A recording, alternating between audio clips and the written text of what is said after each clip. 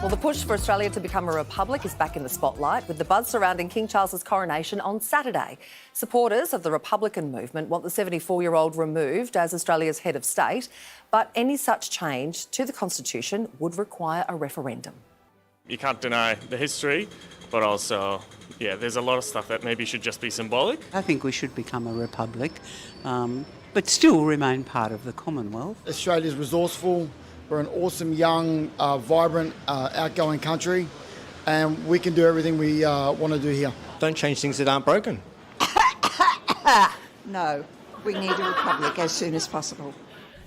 I don't think she liked the coronation chicken. Adam Spencer is an ambassador for the Australian Republic movement and joins us now.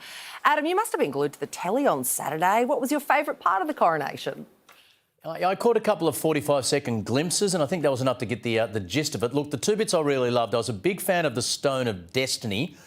Wasn't quite sure if I was in a Monty Python sketch or an episode of Doctor Who, but I loved it. And the bit where his son knelt down and swore allegiance to his father, I am going to implement that in my birthday party every year for the next few years. I loved that bit. Adam, you're a passionate Republican. Give us your version as to why the rest of us should be as passionate as you are. When I see a guy with a crown riding in a gold carriage, and I know he's not just King Charles of England, he is King Charles of Australia, that just doesn't feel like my head of state in 2023. I think there's three criteria for a head of state. One, ideally, you come from that state. Two, your loyalty is unquestioningly to that state and the people of that state. And three, you'd consider it a full-time job. Charles fails on all three of those crucial criteria.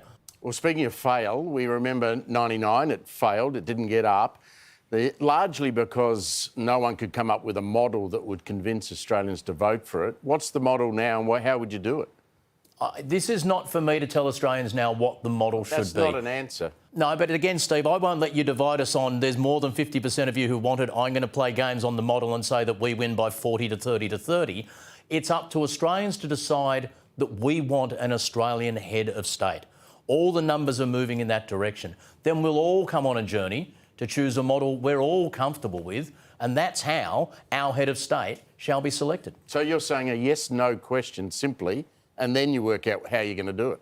I'm saying nothing of the sort, Steve. These are not even times to have questions like that. These are times for Australia to ask, are we comfortable with a foreign-based monarch not being someone who happens to play a role in our constitution, but being King Charles of Australia? Or could an Australian nation do better than that? Could we be represented on the world stage by an Australian? But I think we should be. I think you need to do better. You can't just use the image of Charlie looking pretty silly on Saturday night in a crown as then the reason we're going to become have a referendum to become a republic. You have to tell us how we're going to get there, mate. Steve, you've spent your life sticking up for the underdog and railing against elites.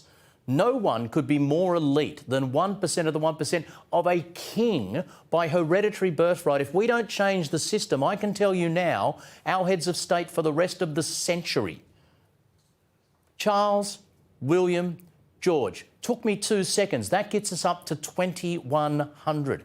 Nothing could be more elitist than that. So I understand that argument. I even have some sympathy for that argument. It's an argument that Republicans make a lot. But if it's that out of touch, it's interesting that the public doesn't seem to fall with quite that passion, at least, on that sort of question. So I know there's a poll recently that said Republicans were in the majority by a bit. There were polls last year that found that actually people support the monarchy by up to 60% of the country. So the polls are a bit vague, but there's no landslide here. It's not a clear majority. It might even be a minority. The TV ratings for the coronation were just enormous. Okay, well, why do you think that this monarchist sentiment is so durable? Let's take both of those. First of all, polls towards the end of last year were immediately after the death of Queen Elizabeth, one of the formative figures of the 20th and 21st century. Of course there's going to be a bump in support for the monarchy at that time. And as to the TV ratings, it was an amazing event. Pomp, ceremony, a woman carrying a big sword. Who wouldn't watch that? I'm not saying abolish the monarchy. I'm not saying we should not look at it. But there's no correlation between that being really interesting to watch on TV and an appropriate model for our head of state. People watch the final of MasterChef. No one says the next day that woman should be Prime Minister. Convince me, just make Adam president. It's easy. Steve, so many skeletons in the closet you could not close the door, my friend. I can now confidently withdraw myself from any consideration. Spence, do you reckon to keep the pomp and ceremony, we just get the Queen of Dragons from Game of Thrones, maybe to be the head of state? Do you reckon that'll work? How awesome would that be? The Penny Mordaunt, the one walking with the sword at the front, and her name was Mordaunt. I mean, what could be more Game of Thrones? She is Penny of Mordaunt, whose forefathers were slain with that sword, and she shall bring justice to them all. Loved it. Thought it was beautiful to watch. I just don't see any correlation between that and our system of governance. Would a dragon get you over the line? Oh, a dragon. No, I think a dragon will drag the Australian people towards having a head of state of our own. One of us for us. I can punt it all day, Waleed, don't you worry. Very good. Adam Spencer, appreciate your time. Thanks for chatting. Absolute pleasure, guys. Have a great night.